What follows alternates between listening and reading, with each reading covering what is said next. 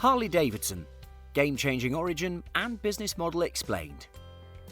Harley Davidson is one of the world's largest motorcycle manufacturers. It's iconic as a brand and has a huge and loyal following in the US and around the world. But the brand seems to be losing its luster. Every other measurable indicator shows a downward trend. Production output, revenue, operating income, net income and total equity have all been in the red for several years now. Meanwhile, the price of the company's stock has declined a whopping 42% since 2014. But before we look at how the company has reached where it is today and what could be causing the decline, I have a request to make. Please take a moment to subscribe to our channel. That way you won't miss any of the interesting videos we publish every week. Harley Davidson was founded in 1903 by two childhood friends, William S. Harley and Arthur Davidson. The two were in their early 20s when they founded the company. They were not long after joined by Arthur's elder brothers Walter Davidson and William A. Davidson. The first motorcycle they released to the market was a disappointment.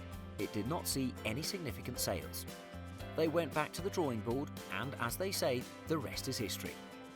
It might interest you to know that in the early days the company did sell engines to others who would use them to make their own motorcycle. And it was common for these engines to be used on bicycles. The first significant boost for Harley Davidson came during the First World War. The company was contracted to build motorcycles fit for the war. In total, the company was able to sell over 20,000 bikes to the US military. When the war ended, Harley Davidson had a significant operation capital that enabled it to design and release more interesting models for the civilian population. This capital also made it possible for Harley Davidson to be one of two major American motorcycle manufacturers to survive the Great Depression. However, it had to supplement its revenue by manufacturing industrial power plants modelled on their motorcycle engines. Harley Davidson also gave licenses to other motorcycle manufacturers, especially to companies outside the US, to use their engine models. Then the Second World War came. The war provided yet another huge business opportunity. The company got to supply motorcycles to the US military, as well as those of the Allied countries such as the UK and Russia. Harley Davidson was also a supplier of motorcycles that were used in other major wars, in particular the Korean War and the Vietnam War. It's also a trendy brand with law enforcement in the US and some countries around the globe.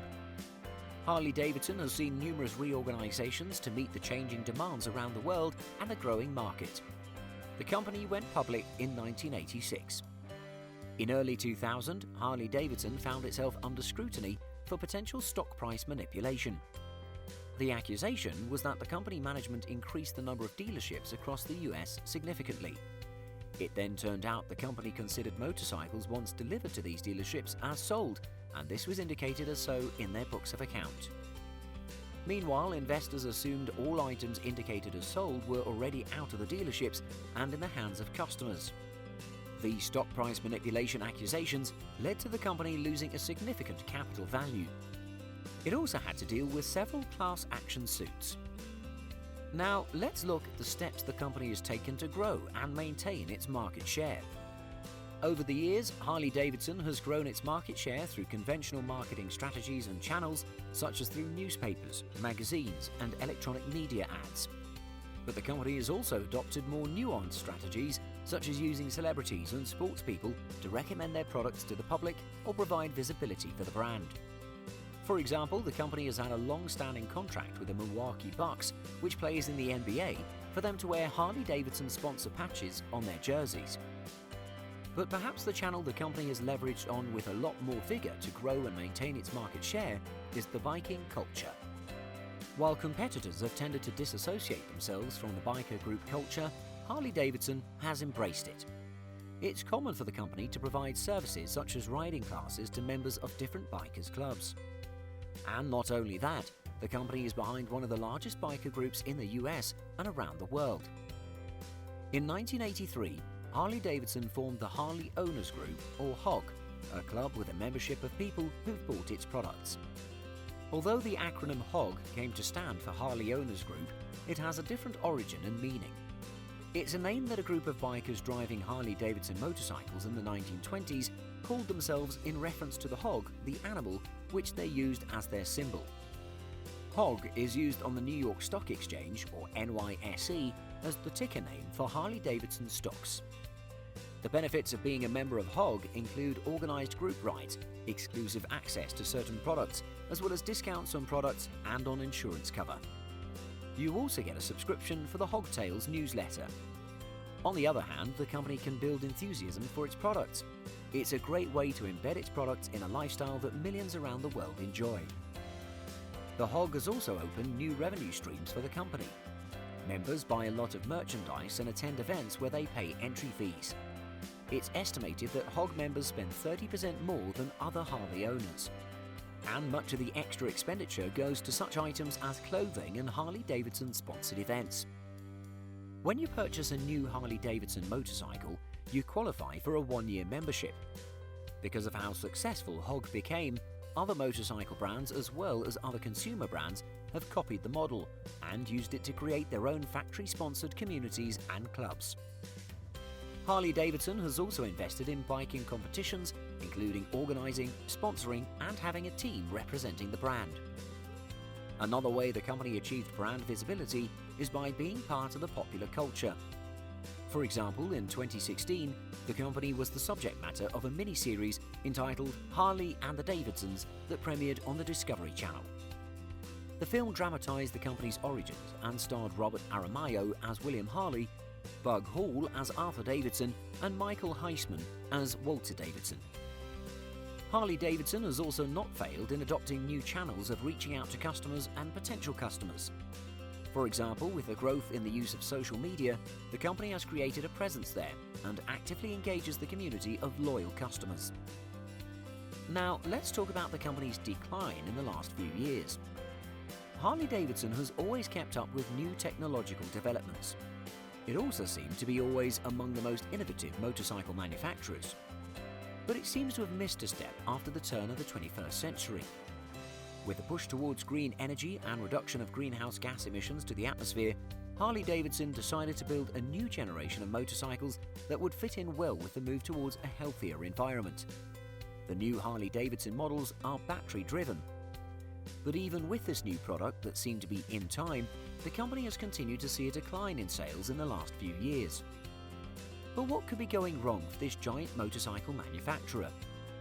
Why have the new battery-driven motorcycle models it's released not changed its fortunes? It seems like Harley Davidson's product in the last few decades resonated best with the baby boomers. As this generation ages, the sales have kept declining, and the company has to start producing products that are appealing to the younger generation. It turns out, the generations after the baby boomers care more about their impact on the environment. And that's primarily why Harley Davidson launched its new Livewire series. These are the battery-powered motorcycles. Instead of relying on gas, Harley Davidson figured that the younger riders would be more comfortable plugging in the machines overnight.